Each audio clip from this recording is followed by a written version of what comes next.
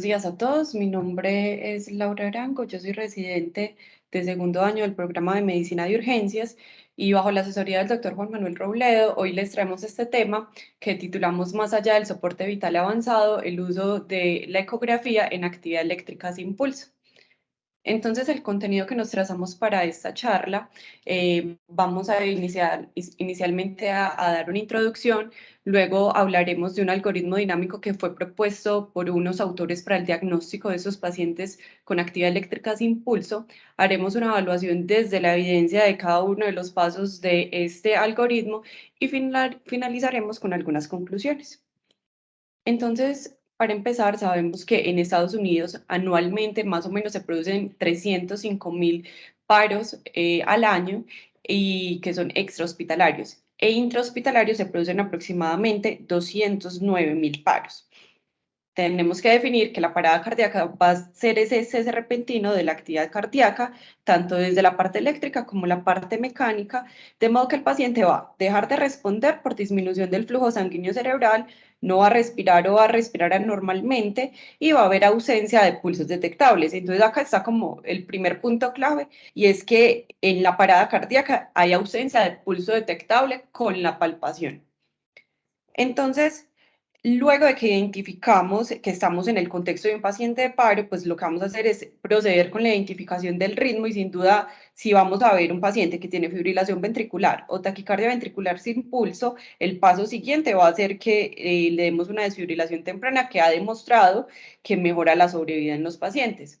Pero si vemos a un paciente que está con actividad eléctrica sin pulso o asistolia, pues la conducta a seguir, según las guías de soporte vital avanzado, sería continuar las compresiones torácicas e iniciar adrenalina y empezar a pensar cuáles son esas causas que son potencialmente reversibles. Pero desde hace muchos años atrás, pues nos han venido hablando de que algunos pacientes que tienen actividad eléctrica sin pulso realmente todavía tienen un poquito de actividad mecánica del corazón, a pesar de que el pulso no sea palpable, y empiezan a utilizar el concepto de pseudodisociación mecánica o lo que siempre hemos conocido como pseudoactividad eléctrica sin pulso. Entonces, uno de los primeros estudios que intentó hacer esto fue este que fue publicado en 1992, donde pues de forma rutinaria muy contrario a lo que siempre estamos acostumbrados a ver a los pacientes en paro de esta institución, les ponían tanto un catéter subclavio que llegaba a la aurícula derecha y les ponían un catéter a través de la arteria, de la vía, pues vía femoral que iba a llegar hasta el arco aórtico. Entonces se dieron cuenta que cuando pausaban las compresiones habían unos pacientes que tenían una presión de pulso aórtica que era regular y que coincidía con el trazado electrocardiográfico. Entonces a eso empezaron a llamar una disociación electromecánica, llamada pseudodisociación electromecánica, y empezaron pues a notar que aparte de esos pacientes que tenían estos hallazgos de concordancia entre el electrocardiograma y la presión de aórtica, tenían mejor sobrevida y mejores desenlaces y mayor retorno a la circulación espontánea. Pero definitivamente, entonces la actividad eléctrica sin pulso es todo un trastorno de una enfermedad, es todo un espectro y podemos imaginarnos como en un lado tener un paciente en el que está muerto y en el otro lado tener un paciente que está vivo. Y todo lo que esté como en ese intermedio básicamente se puede considerar actividad eléctrica sin pulso como a grandes rasgos. Y existen como muchas terminologías para hablar exactamente de lo mismo. Entonces, la verdadera actividad eléctrica sin pulso está en este extremo del paciente que está muerto, donde hay una actividad eléctrica cardíaca organizada en ausencia de flujo sanguíneo suficiente para mantener el estado de conciencia y la perfusión tisular, es decir, hay actividad eléctrica cardíaca sin actividad mecánica cardíaca. Entonces, estamos en el contexto del espectro del paciente que ya está muerto. Y en el otro espectro podemos tener un paciente que solo está hipotenso, que definitivamente está vivo y que es posible o no palparle el pulso.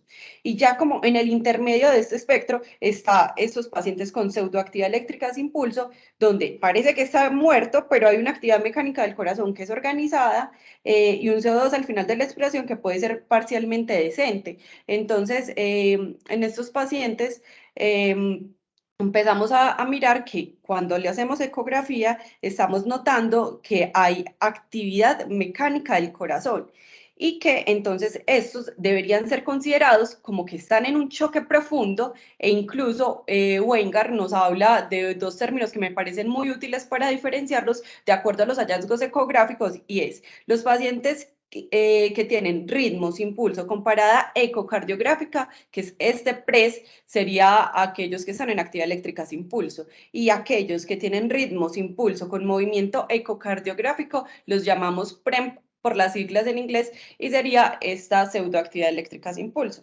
Entonces, para diferenciar entre una entidad y la otra, nos podemos valer de herramientas como lo es la ecografía, una línea arterial y un ECO2, tanto ecografía para evaluar motilidad cardíaca. Y esto, pues relacionado sobre todo con que si veo o no motilidad en el corazón, si veo o no buen pulso en la ecografía, si tiene presiones diastólicas en la línea arterial mayores de 40, 30 a 40, o si tiene CO2 mayores también de 40, pues se me va a relacionar con que nos vamos a ir más al espectro de que el paciente se encuentre vivo. Y es que es importante diferenciar entre una y otra entidad porque eso va a tener un valor pronóstico sobre la sobrevida del paciente como se ha demostrado en los siguientes estudios. Entonces, este fue publicado en el 2016, que es conocido como The Reason Trial, que incluyó pacientes que tenían paro cardíaco extrahospitalario y también aquellos que lo presentaron en el servicio de urgencias, que tuvieran únicamente o actividad eléctrica sin pulso o asistolia y que se les hubiera hecho ecografía durante el paro. De hecho, pues ellos realizaban una ecografía en el momento de inicio del paro y otra al final del paro. Y en total incluyeron 793 pacientes, de los que se dieron cuenta que en la ecografía inicial 263 pacientes tenían actividad cardíaca. Y cuando fueron a evaluar la sobrevida, eso se relacionó con que había mayor proporción de pacientes en comparación entre los que tenían actividad ecográfica cardíaca versus los que no, tenían mayor retorno a circulación espontánea, mayor sobrevida a la admisión y mayor sobrevida al alta hospitalaria. Más recientemente, pues tenemos este metaanálisis donde se incluye este estudio previo que fue como el que mayor cantidad de pacientes aportó y incluyó 11 estudios en total donde eran 777 pacientes con actividad eléctrica sin pulso. Había un total de más o menos pues 230 pacientes que tuvieron retorno a la circulación espontánea. Estos 188 con pseudoactividad eléctrica sin pulso porque tenían evidencia de contracción cardíaca y 42 pacientes no tenían evidencia de actividad cardíaca mediante la ecografía y encontraron que el ultrasonido, pues en los pacientes que se veía estos hallazgos de actividad cardíaca, tenía más probabilidad de tener un retorno a la circulación espontánea con un RR que es de 4.35, estadísticamente significativo, aunque con una heterogeneidad muy alta, pues y eso en relación sobre todo con la definición de los desenlaces de los estudios primarios.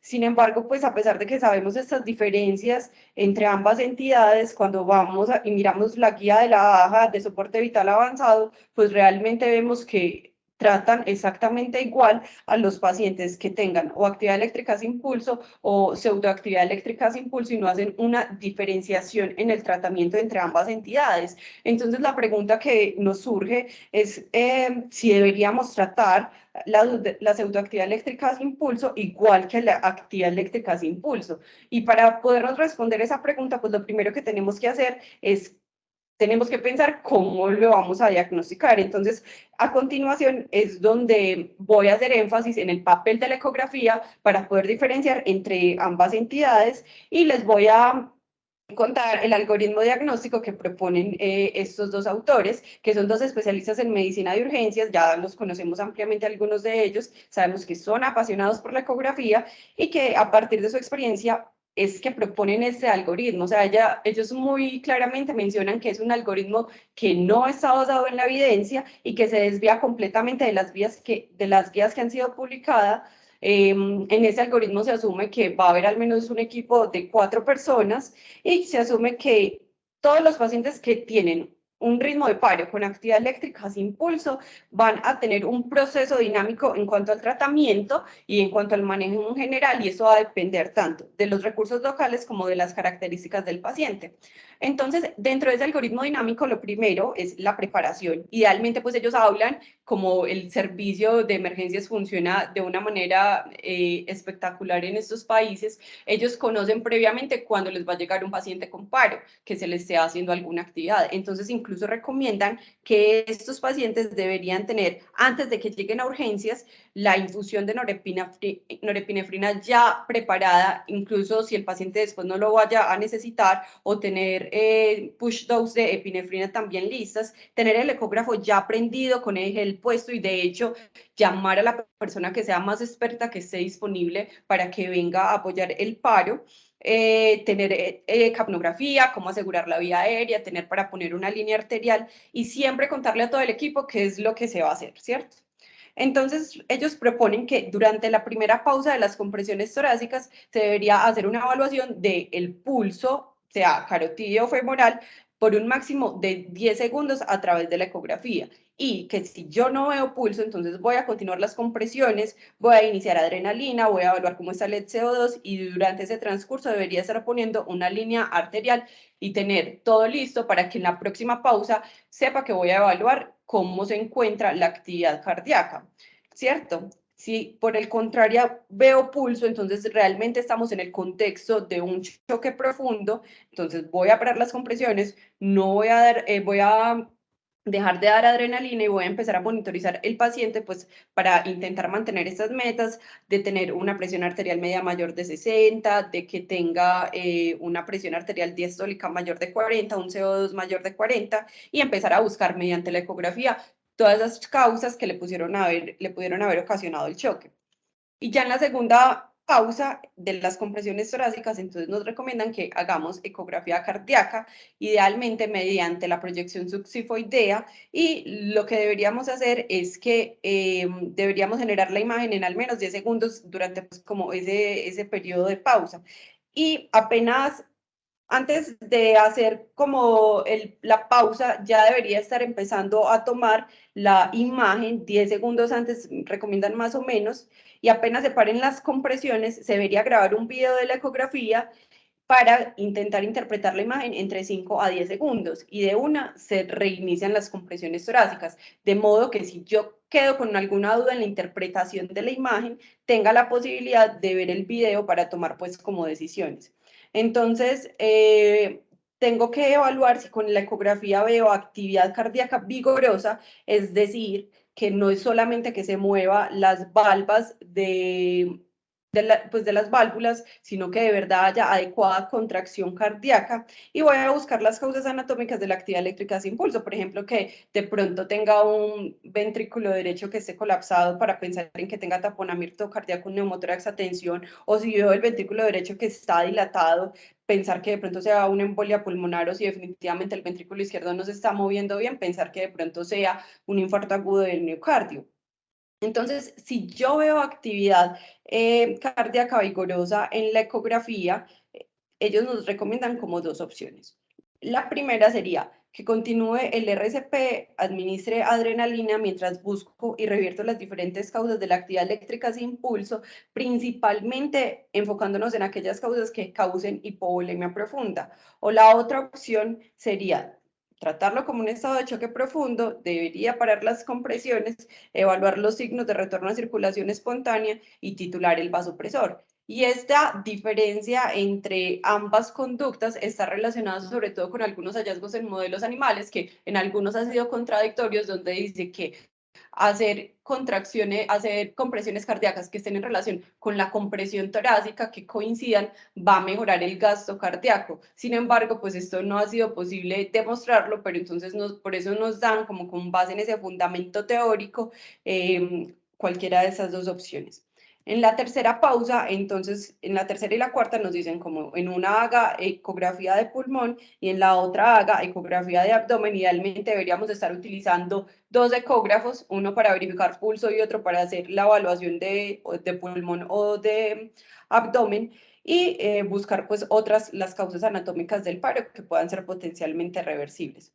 Entonces, en este tipo de algoritmos, pues sabemos que desde mucho tiempo atrás hemos tenido serias dudas respecto a la sensibilidad de la palpación manual a la hora de identificar pulso en los pacientes que tienen paro cardíaco. Y reconocemos que pues este va a ser como el paso crítico para saber yo qué voy a hacer, porque si el paciente tiene o no tiene pulso, va a depender si yo lo declaro o no lo declaro, pues sumado a los otros signos de que el paciente está en paro. Y si yo identifico de forma tardía que el paciente no tiene pulso, entonces se van a retrasar las compresiones, va a caer esa presión de perfusión coronaria y van a haber peores desenlaces para el paciente. Entonces, por ejemplo, esa falta de precisión diagnóstica en cuanto a la palpación del pulso, se ha demostrado en varios estudios. Por ejemplo, este se hizo en un ambiente controlado. Este es uno de los que más mencionan en todos los textos. Eran pacientes que fueron llevados a bypass coronario y cogieron 4 grupos de personas que tuvieran algún entrenamiento en distintos grados en soporte vital básico como mínimo. Entonces evaluaron el pulso durante 2 periodos. Mientras tenía todavía circulación espontánea, que hablaban que tenía presión arterial sistólica mayor de 80, y luego volvían a evaluar el pulso cuando se clampaba la aorta. Entonces encontraron en esto que solamente 34 de 206 pacientes, que es aproximadamente el 16,5% de todos de ese grupo de participantes, hicieron un diagnóstico en los primeros 10 segundos, y que cuando fueron a mirar quiénes realmente hicieron el diagnóstico acertado en esos primeros 10 segundos, fueron 31 de 206, o sea, aproximadamente el 15% de los participantes, y que adicionalmente, pues esto se asoció a retrasos en la toma de decisiones porque se demoraban más en verbalizar cuando sentían el pulso o no. Entonces, por ejemplo, cuando sentían el pulso, se demoraban aproximadamente en comentar que lo estaban sintiendo aproximadamente 15 segundos en promedio, ¿cierto? Mientras que cuando el pulso no se sentía, el retardo fue de aproximadamente 30 segundos. Entonces, pues teniendo en cuenta esto y otros estudios que se han desarrollado también en ambientes controlados, pero creo que desde nuestra experiencia también nos hemos dado cuenta que en ocasiones es difícil la identificación del pulso en los pacientes. Entonces parece lógico pensar que si no tiene tan buena precisión diagnóstica la palpación manual del pulso, entonces utilizar la ecografía y mirar si tiene pulso podría llegar a ser útil. Entonces, al respecto, pues encontré muchos más artículos de los que pensé que iba a encontrar, y les traigo algunos de los que me pareció más llamativo que soporta el uso de la ecografía en estos contextos. Entonces, algunos eran en modelos simulados, otros también en modelos de pacientes con bypass gástrico. Por ejemplo, que se realizó en el 2017, y lo que hicieron fue verificar el pulso en pacientes vivos, que eran pues como un modelo sano, pero entonces eran 111 participantes en total, y los aleatorizaron a verificar el pulso mediante ecografía o mediante palpación. Más o menos 55 pacientes, pues participantes mediante ecografía, y 56 pacientes mediante palpación. Y luego de eso, ellos recibieron un entrenamiento en ecografía para poder utilizar después de un periodo de washout que era más o menos de 3 horas, ambos métodos para evaluar si el paciente tenía o no tenía pulso. Y después de evaluar como en ese periodo, después de la capacitación y del entrenamiento en ecografía, se dieron cuenta que no habían diferencias en el tiempo promedio de identificación de pulso entre utilizarlo pues con ecografía o utilizarlo de forma manual, pero en lo que sí encontraron diferencias era que cuando utilizábamos la ecografía, en el primer intento, en el 99,1% de los casos, se logra identificar pulso, mientras que cuando utilizábamos la palpación manual, logramos identificar pulso en el primer intento, solo en el 85% de los casos. Más recientemente, pues lo publicaron en el presente año, es una propuesta de usar la ecografía para verificar el pulso mediante la compresión de la arteria carótida en pacientes que eso sí estaban en parada cardíaca. Entonces, lo que ellos proponen es que luego de que identifican el paciente en paro, bien sea pues porque o lo presente dentro del servicio de urgencias o porque llegue al servicio de urgencias y le estaban haciendo maniobras de reanimación, entonces tan rápido como sea posible se debería hacer la evaluación del pulso mediante compresión de la arteria carótida y al hacerle compresiones, ellos evaluaban tanto como si pulsaba o como si comprimía, ya les voy a mostrar eso. Entonces, la idea era que se verificara mediante esta técnica el pulso cada 2 minutos por un médico, mientras que otro hacía palpación manual a nivel femoral también cada 2 minutos. E incluso ellos incluían realizar cada 30 segundos como una evaluación adicional de cómo se iba comportando la compresibilidad de la arteria carótida para evaluar si de pronto el paciente fuera a retornar a circulación espontánea. Entonces, lo que ellos hacían mediante la ecografía era identificar la vena yugular interna y la arteria carótida y aplicaban presión. Y eso se asumía que en el paciente en paro, como disminuye la presión dentro de la arteria, entonces esta se va a dejar comprimir con más facilidad. Y se definía que había ausencia de pulso si no pulsaba, pues si no la veía pulsar en la ecografía, y sí, al hacer la compresión, esta se dejaba comprimir completamente y definía que tenía pulso si estaba presente pues la pulsatilidad de la arteria o si esta no se dejaba comprimir. Y lo que ellos encontraron fue que al comparar la ecografía con la palpación se demoraban más en encontrar el pulso. Acá vemos que en los pacientes que utilizábamos esta ecografía se demoraba 1.62 segundos comparado con 3.5 segundos en los pacientes que se hacía palpación manual y que adicionalmente cuando utilizábamos la ecografía, nunca se demoró más de 10 segundos en confirmar si el paciente tenía o no pulso, mientras que cuando hacíamos palpación en 5 participantes se demoró más de 10 segundos, que es lo que sabemos el umbral pues recomendado para la evaluación del pulso según las guías de reanimación. Pero por su contraparte, entonces, luego de saber algunas bondades de la ecografía, pues hay otros estudios que han sido observacionales, como este en específico, que ha mostrado que usar la ecografía durante la parada cardíaca antes lo que va a hacer es aumentar el tiempo de pausa durante las compresiones cardíacas torácicas, y lo que va a hacer es retardar esto y por tanto empeorar los desenlaces de los pacientes.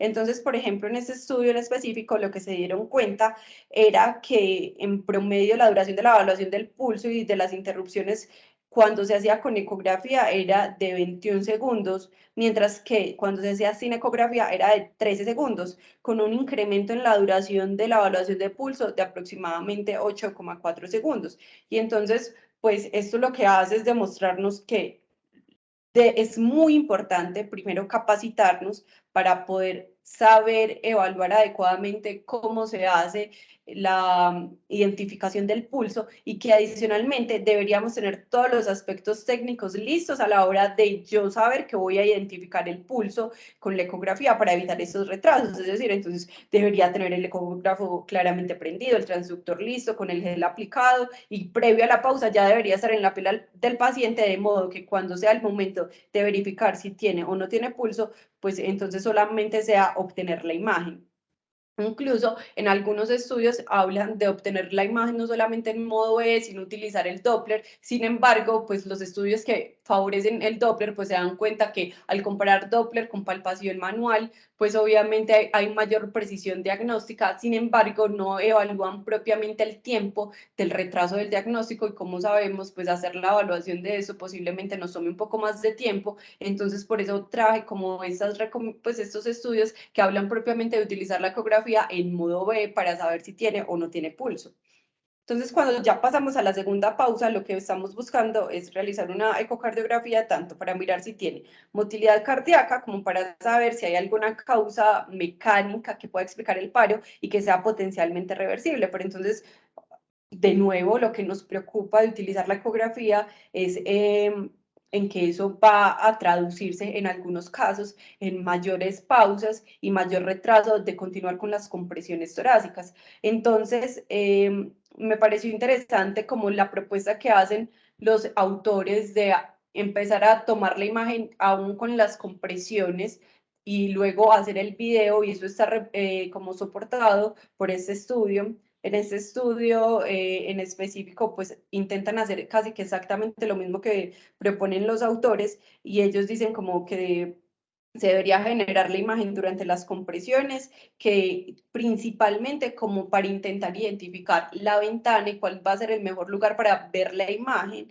Y luego, 10 segundos antes de la pausa, pues debería empezar a, ya debería estar listo pues ahí sobre la piel del paciente, y durante la pausa hacer el video para saber si después tengo que hacer o no una interpretación adicional porque no fue suficiente, digamos, con esto.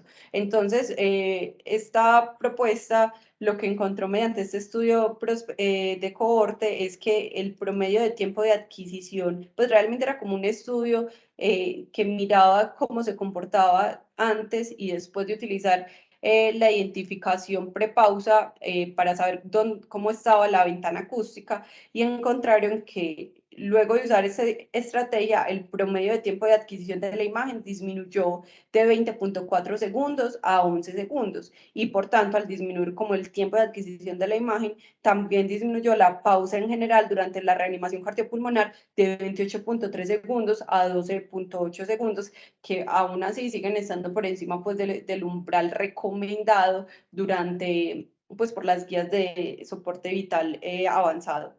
Y entonces en la tercera y cuarta pausa nos hablan de hacer compresiones cardíacas. Idealmente deberíamos entonces utilizar entonces, acá deberíamos utilizar dos ecógrafos, uno para mirar cómo está el pulso y otro para evaluar en la tercera pausa de las compresiones cómo está la ecografía pulmonar, y otro en la cuarta pausa cómo está la ecografía abdominal, pues con ese propósito de evaluar esas causas, ¿cierto? Ya les menciono algo más de eso, y es que eh, cuando uno está como en este contexto nos dicen como, ay, deberíamos pensar en las H's y las T's, pero para saber cuáles son las causas potencialmente reversibles, pero realmente si nos ponemos a pensar muchas veces aún que estemos muy familiarizados, a veces nos resulta difícil recordar esta lista de posibles causas reversibles. Entonces, incluso se han propuesto algunos algoritmos en el proceso diagnóstico, donde, por ejemplo, algunos hablan de según cómo se encuentra el QRS, si está estrecho o ancho, me debería hacer pensar en las causas. Entonces, si es un QRS estrecho, pensar en causas mecánicas como taponamiento cardíaco, como neumotórax atención, o si tengo un QRS ancho, pensar en causas metabólicas como intoxicaciones o que tenga hipercalemia. Sin embargo, pues ahorita este no es el punto del que quiero entrar a discutir, pero sí lo que me parece más relevante es que mediante estas pausas vamos a utilizar la ecografía principalmente para usar como esas causas mecánicas. Entonces, que tengo un neumotórax a tensión, es decir, que yo evidencia a través de la ecografía que tengo un ventrículo derecho colapsado, que tengo ausencia del deslizamiento pleural, que haya ausencia de reverberación en la ecografía, o que pueda haber el punto pulmonar, como vemos, por ejemplo, acá, que también se ve este signo de la estratosfera, identificando a un paciente que tiene neumotórax, o, por ejemplo, identificar el paciente que tiene un aneurisma roto de la aorta como causa del paro secundario a choque hipovolémico, o mirar en pacientes que tengan hipovolemia grave, que tenga una vena cava inferior que esté muy pequeña y que aparte encuentre líquido libre en abdomen, sobre todo pues en este contexto que no va a ser normal que en un paciente en el que yo le estoy haciendo compresiones y le estoy aumentando la presión intratorácica tenga la vena cava inferior pequeña, disminuida de tamaño, depletada. Entonces tengo que pensar que sería pues en el contexto de una hipovolemia grave lo que me está causando la parada. Entonces, para concluir, eh, quisiera pues como traer a colación esta propuesta que me parece que resume muy bien todo a la hora de pensar en los pacientes con actividad eléctrica sin pulso. Esta es una propuesta que hace Scott Weingart, y es que siempre cuando estamos ante el contexto de un paciente que tiene actividad eléctrica sin pulso, que estamos pues en paro y que tenemos que guiar el tratamiento, tendríamos que preguntarnos 4 cosas. Lo primero es si tiene un ritmo de perfusión. Lo segundo, si tiene contractilidad cardíaca. Lo tercero es si esa contractilidad cardíaca es capaz de generarle pulso al paciente. Y por último, si tiene una presión arterial suficiente para perfundir los órganos vitales, porque eso nos permitirá evaluar si el paciente realmente está en paro o si tenemos un paciente que está en estado de choque profundo y que por tanto todo nuestro arsenal de tratamiento debería cambiar completamente. Y pues a modo de conclusión también como personal me parece que es plausible y es factible utilizar la ecografía en el contexto de paro. Principalmente quería mostrarles el uso de la identificación de pulso mediante la ecografía, solamente que se necesita entrenamiento para poder identificarlo de forma temprana y tener todo listo para en el momento de identificar el pulso para evitar retrasos en el mismo. Entonces eso era todo lo que tenía para contarles. Muchas gracias, estoy atenta a las preguntas, recomendaciones. Laura, muchas gracias por la presentación. Sin duda yo creo que hay puntos de mucha controversia que pues daremos paso pues como a que los asistentes vayan participando. Em, Vamos de acuerdo a las manos que vayan levantando. Laura, no sé cómo quedaste bien de tiempo, me voy a tomar el atrevimiento de que de pronto retomes las primeras diapositivas donde están los 4 pasos, porque de pronto se pasó un poco rápido y creo que hay ahí un centro importante pues como de la discusión. Como tenemos tiempo, yo creo que en 2 minuticos que nos vuelvas a mostrar esas primeras diapositivas de los pasos.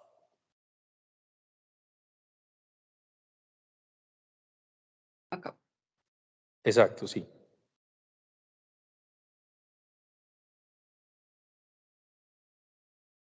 Entonces, hablan que debería ser en los momentos de la pausa de las compresiones, ¿cierto? Entonces, como en la primera pausa, lo que vamos a hacer es verificar el pulso con la ecografía.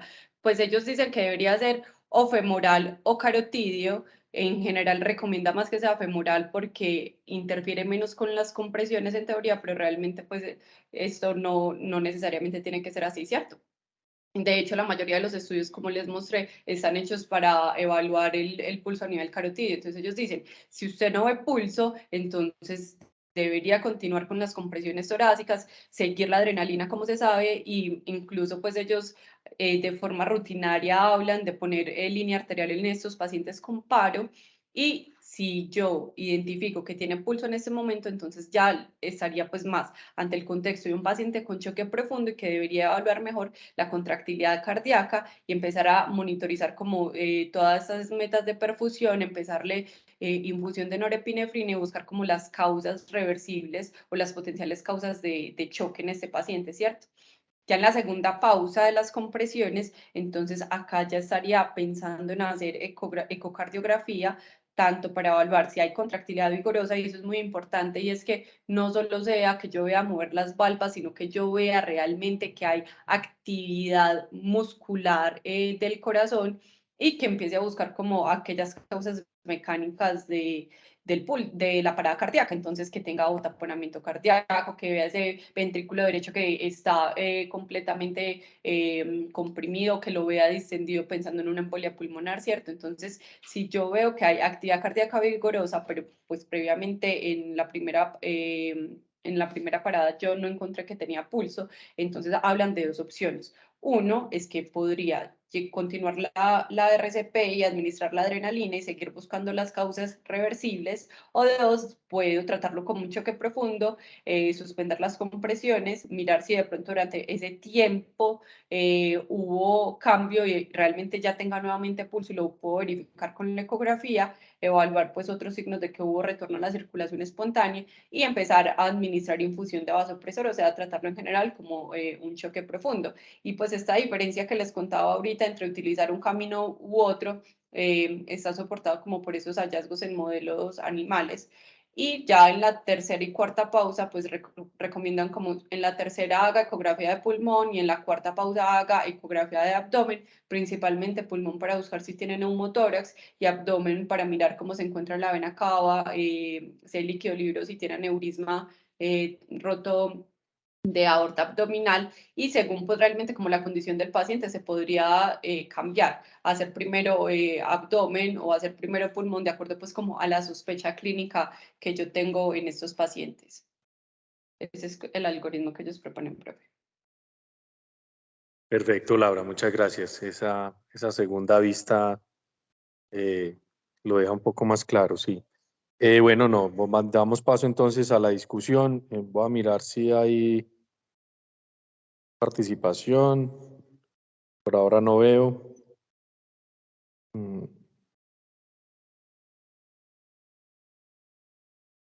Profe, yo veo varias manitos levantadas. Ahí está, Pues son- ya las vi, sí, perdón. Estaba donde no era. Santiago, adelante. Buenos días a todos. Laura, primero felicitaciones. Muchas gracias por elegir este tema y desarrollarlo de esta forma. Yo tengo una duda con el algoritmo que propone el doctor Scott, y es ¿por qué no empezar en esa primera visualización ecográfica con la visualización cardíaca? Si ahí voy a tener la misma información que voy a obtener en la visualización del pulso ecográfico, y además voy a obtener información adicional de si hay alguna otra causa que ya explique el paro del paciente. Gracias. Santi, de acuerdo. Pues de hecho, no hay una explicación de por qué ellos hablan de que primero utilicen la palpación, pues como la verificación del pulso, sino como también esto como en el orden de ideas de que para yo saber si el paciente está en paro o no, debería saber si tiene pulso o no, pues como por orden en cuanto a la definición. Pero de hecho les voy a mostrar por acá un algoritmo que también me pareció muy interesante de otro urgentólogo que parte de este punto, que es mirar desde el principio cómo se encuentra la actividad cardíaca, que sería este, ¿cierto? Entonces ellos miran como yo sé que el paciente está en actividad eléctrica sin pulso y yo veo que tiene un ritmo que está organizado y que no es desfibrilable, entonces primero debería empezar con presiones y luego cuando tenga disponibilidad hacer ecografía cardíaca. Si definitivamente no tiene actividad cardíaca, pues ya entonces me sigo por todo el protocolo que conocemos de soporte vital avanzado. Sabemos que a estos pacientes les va peor, pero si yo veo actividad cardíaca, entonces acá siempre recomiendan utilizar pues como la línea arterial porque también me permite saber si el paciente sale o no del paro, y luego de eso hacer la evaluación del pulso. Si no tengo pulso mediante la ecografía, entonces continúo las compresiones y ya debería pues buscar como los vasopresores que le voy a poner pues en general la adrenalina, pero si yo sí tengo pulso mediante esa ecografía, entonces este es el que verdaderamente es el contexto de un choque profundo, entonces paro las compresiones y debería empezar las infusiones de vasopresores. Yo voy a dar primero respuesta a la pregunta que hizo Santiago también, y es que yo creo que el algoritmo que muestra Laura también es como es una condensación de las dos ideas que tienen los dos urgentólogos, tanto Wenger como este otro man que no me acuerdo cómo se llama. Y realmente en el algoritmo original Wenger siempre iba primero a la actividad cardíaca, así como vos decís, pero él hace una reflexión y él dice, si yo puedo ver el pulso, quiere decir que hay actividad cardíaca organizada y yo ya no debería pensar en el algoritmo de paro cardíaco, sino en el algoritmo de choque profundo y empezar a buscar las causas. Entonces me salto otras cosas como son las causas de paro. Lo que sí es claro es que en muchas de esas ocasiones hay que ir nuevamente al corazón, y obviamente el corazón nos da mucha información, pero no es lo mismo tú tener una actividad eléctrica organizada con un movimiento del cardíaco con pulso que una actividad organizada con movimiento del corazón sin pulso. Entonces, y él lo pone claramente, o sea, el escalón es este, o sea, tú tienes que tener un ritmo organizado con movimiento cardíaco, un ritmo organizado con movimiento cardíaco que pulso, y un pulso que produzca presión arterial, y ese es como el escalón de la sobrevida del paciente.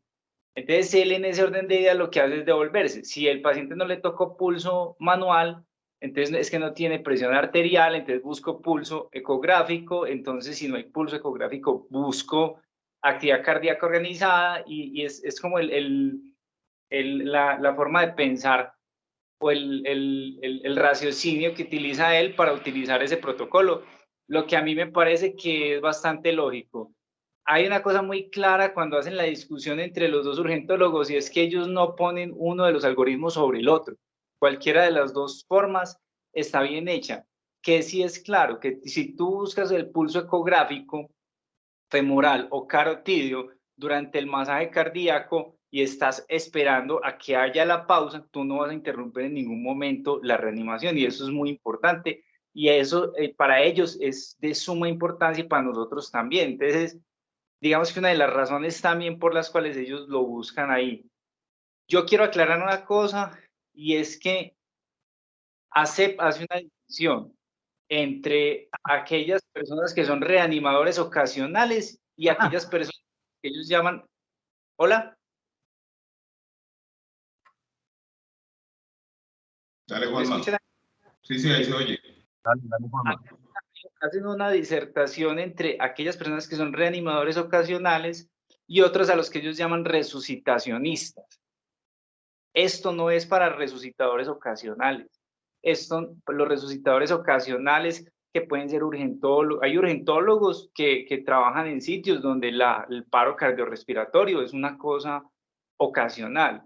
Estos son elementos ya, digamos, de valor para personas que tengan una curva de aprendizaje alta, que tengan un equipo de trabajo que esté tecnificado, y yo creo que es claro que tiene que haber una comprensión clara entre todo el equipo de trabajo y tener claro qué es lo que van a hacer. Entonces, esto funciona en sitios donde tú lo puedes establecer,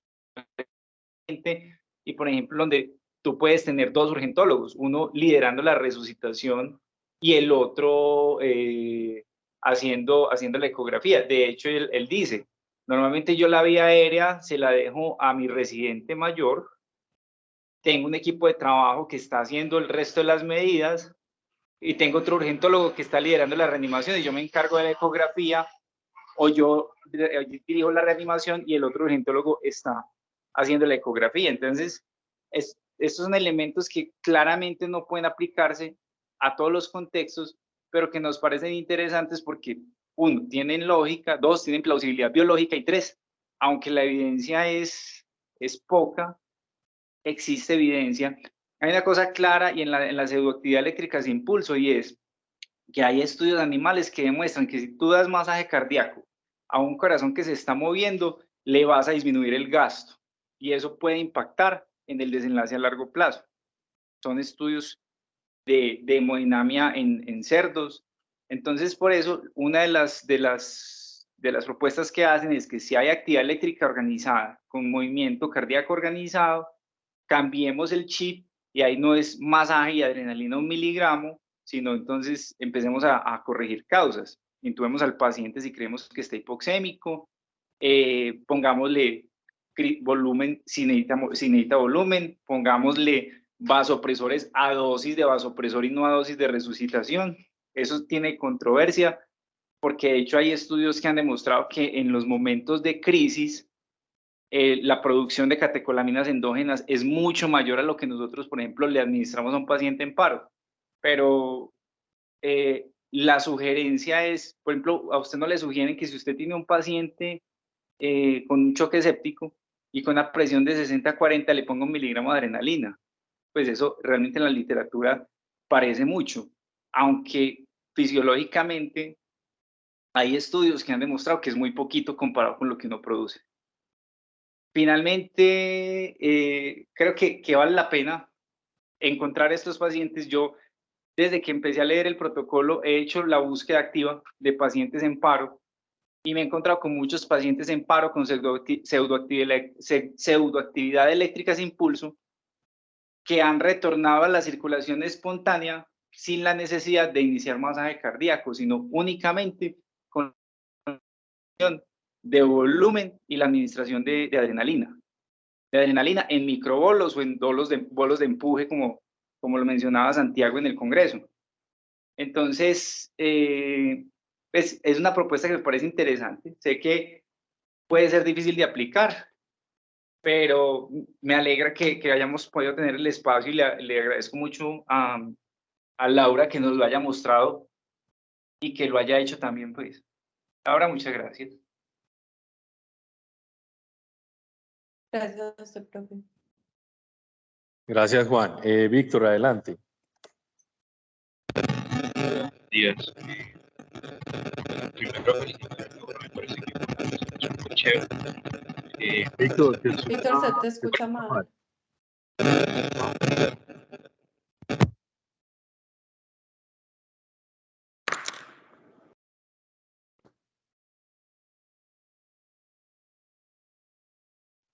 Hola. Ahí se escucha bien. Listo. Bueno, primero agradecerle a Laura. Me parece que hizo una muy buena presentación. Me parece pues que hizo una muy buena síntesis de la evidencia disponible en un tema que cada día me parece que coge auge, que es la incorporación de la ecografía en la reanimación. Yo tengo una pregunta para los profes y pues para el profe Juanma especialmente. Hoy en día se habla mucho de la incorporación de la ecocardiografía transesofágica en el paciente en parada cardíaca y cada día se habla más de las bondades de este tipo de imagen, pues me permite tener una mejor visualización de las cámaras cardíacas, evaluar la funcionalidad cardíaca. Adicionalmente me permite identificar causas potencialmente reversibles y lo otro es que se ha demostrado que interfiere menos con el proceso de la reanimación. Entonces la pregunta que yo tengo en relación a este tema, profe, es que si uno tuviera la herramienta disponible en Colombia con mayor frecuencia, ¿usted la utilizaría pues de forma rutinaria para la reanimación?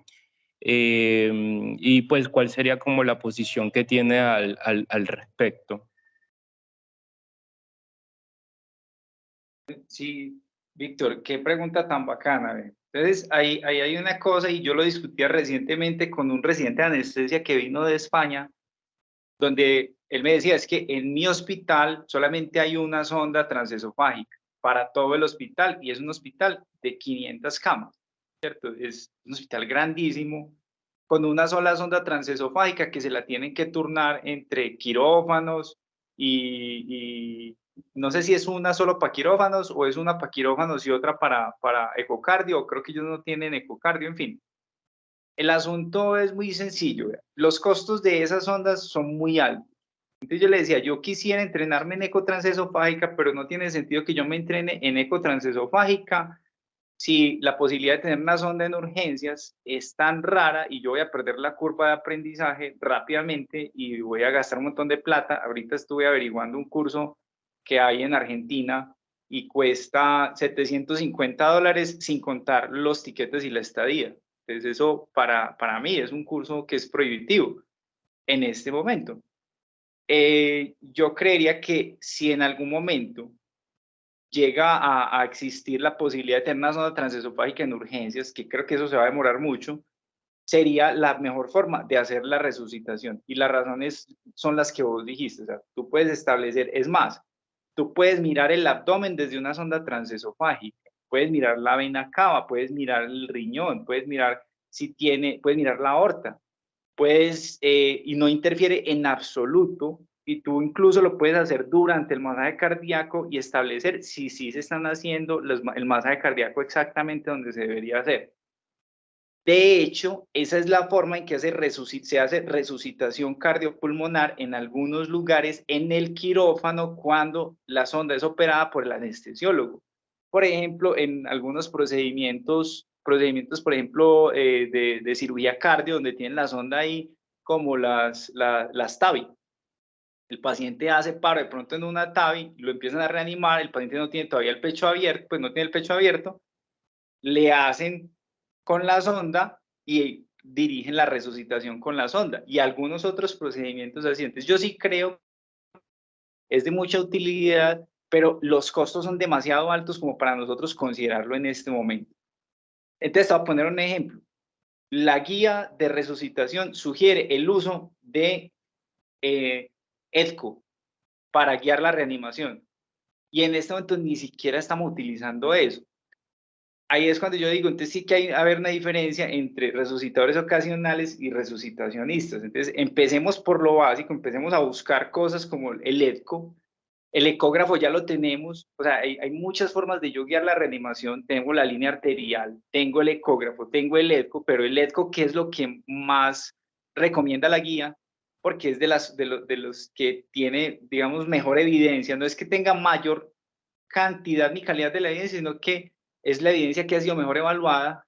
Pero, por ejemplo, nosotros no ponemos líneas arteriales intraparo porque se nos hace muy difícil, pero un EDCO es muy fácil.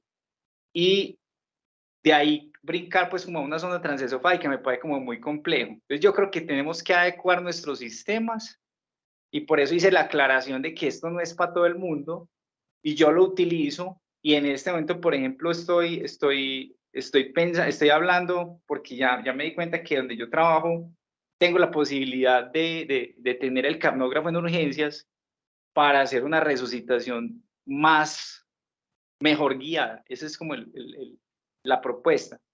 Entonces, ahí te dejo no sé si te queda clara la pregunta. Profe, sí, muchísimas gracias y de acuerdo. Bueno, qué pena. Bueno, muy Dale, buenos días, doctora Laura, muchas gracias por su presentación. Muy interesante. Quisiera que me aclarara dos cositas. Bueno, lo primero es que como mapa o algoritmo mental, pues se ve muy interesante, se ve bastante lógica la secuencia de pasos que nos presenta en la realización de, el ultrasonido en parada cardíaca. Entiendo de la pregunta que se realizan los autores en términos de discernir si la actividad eléctrica sin pulso es una actividad eléctrica sin pulso real o no. Y digamos que eso de alguna manera tendría, pues, digamos, un enfoque con propósitos diagnósticos, pues digamos que en ese punto. Y usted mostró también, digamos, unas preocupaciones en términos de la utilización del ultrasonido en este mismo escenario con propósitos, o más bien, digamos, con un enfoque pronóstico, y esa preocupación es que esta intervención pueda disminuir el tiempo de compresiones torácicas, o mejor dicho, prolongar los tiempos en los cuales no hay compresión torácica. Entonces, quisiera saber en esos dos puntos, en cuanto a diagnóstico específicamente, si ese algoritmo que los autores proponen tiene alguna evidencia que nos pueda entregar para poder apreciarla en cuanto a diagnóstico. Y segundo, en cuanto a pronóstico, usted mencionó que el entrenamiento quizá pudiera disminuir ese tiempo que pasaban los pacientes sin compresiones torácicas, y pues también va en la misma línea. La forma en la cual usted lo propone disminuye el tiempo sin compresiones torácicas, y si nos podría pues de pronto ilustrar al respecto. Muchas gracias. Profe, bueno, entonces, primero, pues la evidencia que hay respecto al algoritmo en general es básicamente nula, tanto desde la parte diagnóstica y pronóstico. Es muy poca la evidencia que existe, y más que todo ellos desde el momento cero en que empiezan a hablar y a proponer el algoritmo, lo dicen que lo hacen desde su experiencia como urgentólogos y que no es basado en la evidencia, y que de hecho, como vimos, se aleja a muchas de las recomendaciones de la guía pues de soporte vital avanzado. Entonces, respecto a diagnóstico, pues realmente me parece útil el uso de la ecografía para identificar si estoy en el contexto o de un paciente que está realmente en parada cardíaca porque no le encuentro pulso mediante ecografía y porque no tiene actividad cardíaca y puedo seguir pues con el algoritmo usual, o identificar ese paciente que realmente está en un estado de choque profundo, que realmente me voy a ir a enfocar en también buscar cuál es la causa que lo tiene pues chocado, también usando la ecografía y posiblemente, pues como mencionaba el profe Juanma, seguramente este paciente pues no se va a beneficiar de que yo le ponga dosis supraterapéuticas de adrenalina, sino que sea infusiones de vasopresores e ir buscando las causas y tratándolas pues para intentar optimizar todo este estado hemodinámico de los pacientes con choque profundo. Entonces eso como por un lado desde la parte diagnóstica, que adicionalmente pues ellos también hablan mucho del tratamiento y hacen como ese montón de críticas al uso de adrenalina y cómo utilizar ese algoritmo diagnóstico me podría llegar a cambiar como el panorama de saber si voy a usar adrenalina 1 miligramo o si voy a usar infusión de vasopresores. Sin embargo, pues como no era el objetivo de la charla, no hice mucho énfasis en esto, ¿cierto? Pero aún así, solo para mencionarlos, incluso desde los conocimientos fisiológicos principalmente que tiene Scott Weingart, él habla de que uno no debería poner incluso más de 3 dosis de adrenalina en los pacientes de paro, pero no encontré ninguna evidencia al respecto y buscando pues como propiamente sobre el tratamiento me di cuenta que la recomendación de uso de adrenalina de 1 miligramo se realizó hace muchísimos años desde modelos animales y pues se empezó a incorporar y desde entonces sigue utilizándose las mismas dosis. Incluso encontré un estudio que se encuentra en curso, que es un RCT que tiene planeado pues como finalizar en el 2025, donde buscan evaluar como menores dosis de adrenalina en los pacientes con paro, a ver qué tanto impacto no tienen sobre el retorno a la circulación espontánea. Y ya desde la parte de pronóstico, pues en esto sí encontré pues la evaluación de estos estudios que generalmente son descriptivos, donde había pues como una relación casi que directa entre encontrar actividad cardíaca y saber que esos pacientes pues tenían mayor retorno a la circulación espontánea. Entonces utilizar la ecografía en el contexto de estos pacientes de actividad eléctrica sin pulso y saber que realmente estoy ante una pseudoactividad eléctrica sin pulso, pues posiblemente me hable de que ese paciente tiene más probabilidad de salir de la parada cardíaca.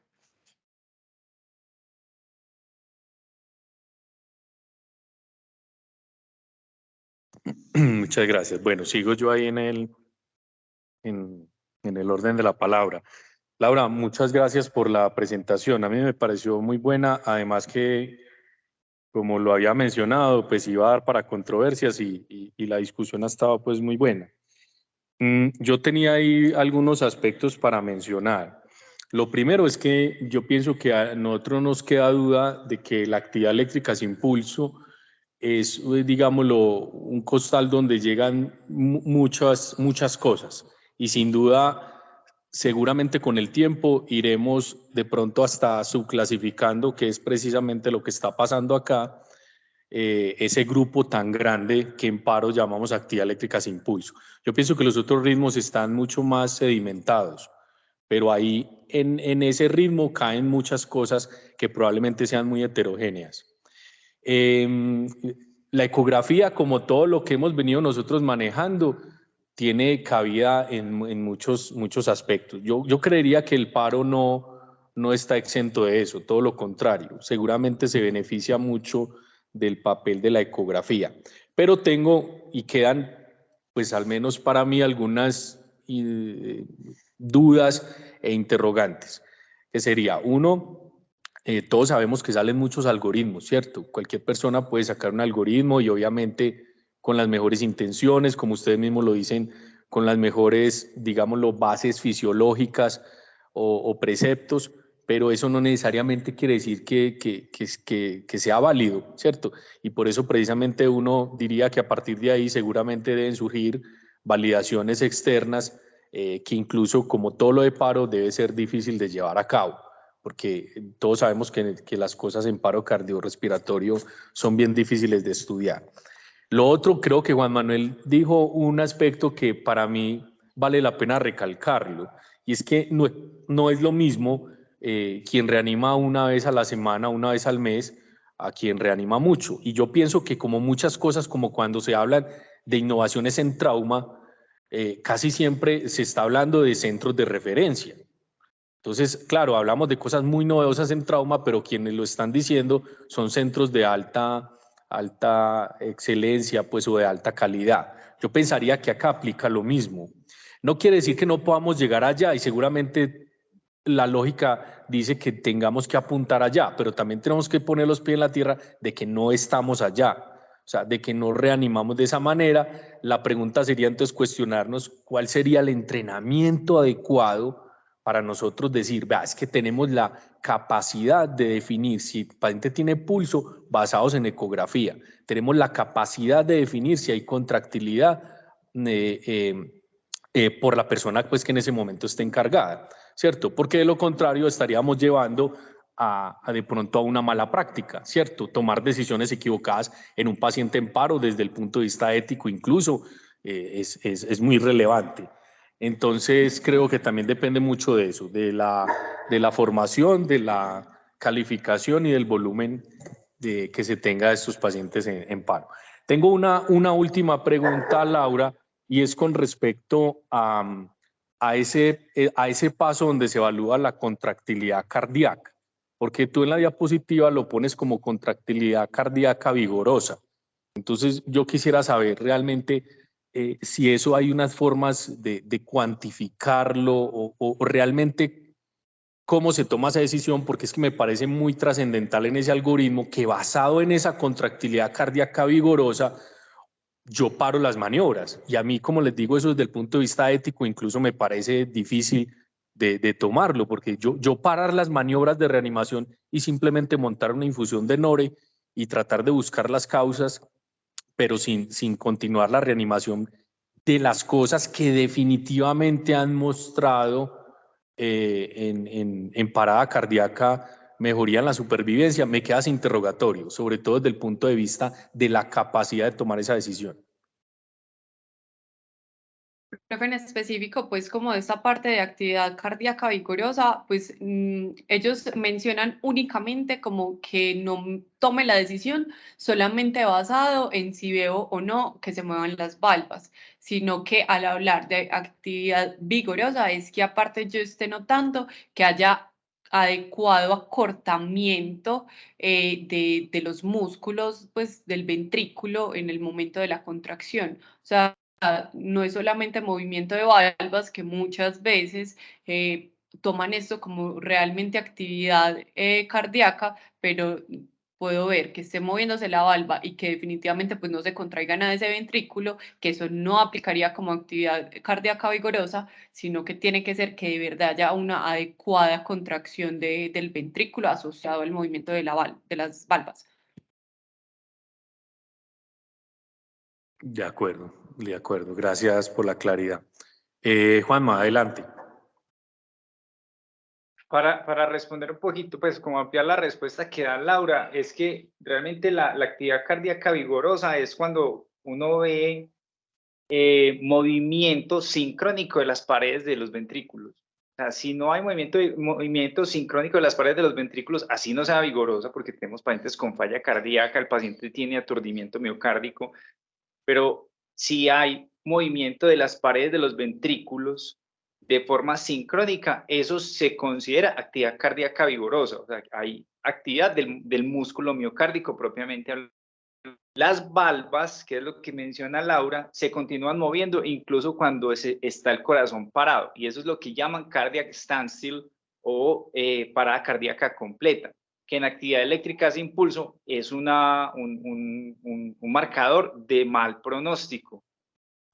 A pesar pues de lo que haya dicho, hay un estudio reciente que dijo que no se podía tomar la decisión con ese marcador, pero desde el punto de vista metodológico, cuando se hizo la medición del cardiac standstill, no se evaluó el corazón durante el tiempo necesario y posiblemente esa actividad cardíaca vigorosa se puede presentar con una bradicardia extrema. Y esa bradicardia extrema también es una de las causas de paro que hay que corregir. Y en ese orden de ideas hay que buscar la causa y los autores sugieren el inicio de vasopresores o incluso de medicamentos para mejorar esa actividad cardíaca. El asunto es muy simple.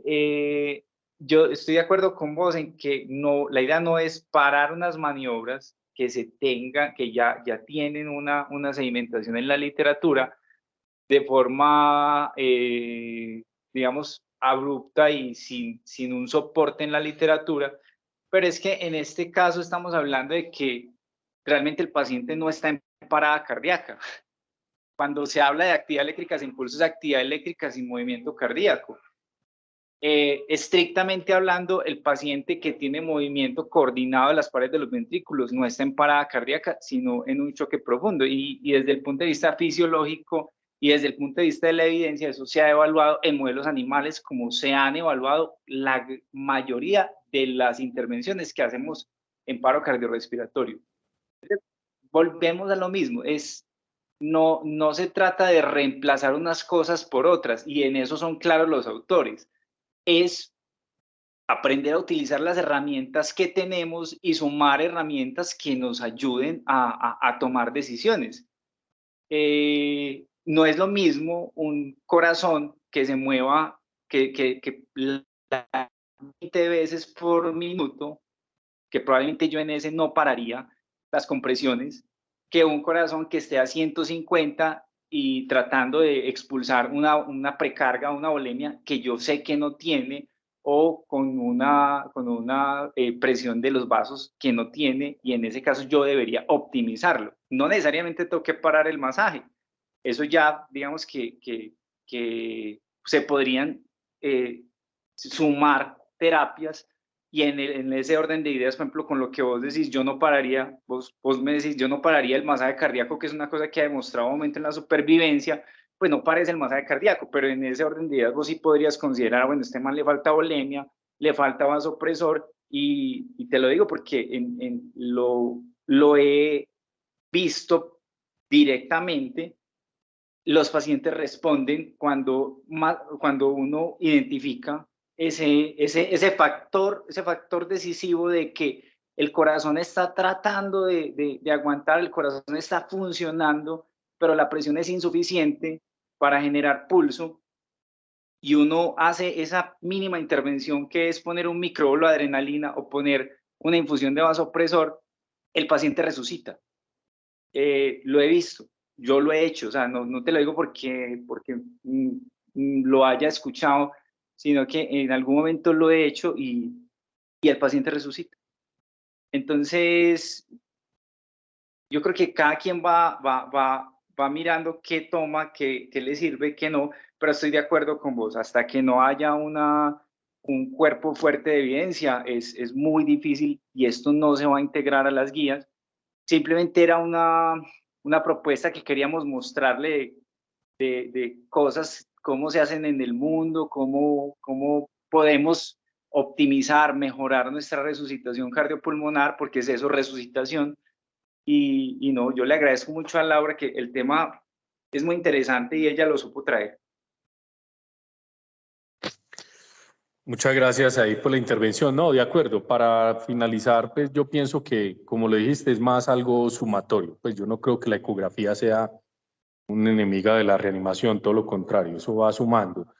Quedan muchas cosas seguramente por aclarar, y estaría seguro que este tema en algún tiempo se volvería a tocar, de pronto con más evidencia y más claridad. Y es el llamado también a que, así como nos entrenamos en abordar una vía aérea durante el paro, a pasar un central o un acceso venoso durante el paro, pues también nos toca ir soltando de pronto esa experiencia de hacer ecografía durante el paro, incluso, como ustedes lo dijeron, mostrando otras causas, pues, o la causa del paro.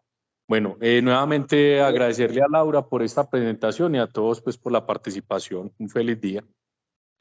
¿Me permites una última cosa que se me olvidó mencionar? Y es que ahorita que hablaste del entrenamiento, realmente sí se hace entrenamiento en hacerlo rápido, y de hecho en muchas estos autores dicen que a sus residentes los entrenan con cronómetro para tomar las líneas arteriales en el menor tiempo posible en un paciente en movimiento, en un muñeco al que le están haciendo masaje cardíaco. Entonces, ellos hacen el entrenamiento, también hacen el entrenamiento de cuánto tiempo me demoro para determinar la actividad cardíaca o para tomar una ventana. Entonces, esos entrenamientos continuos se están haciendo y esa es la forma en la que ellos optimizan los resultados. Entonces, cuando vemos los estudios que muestran que es muy difícil o que retrasa el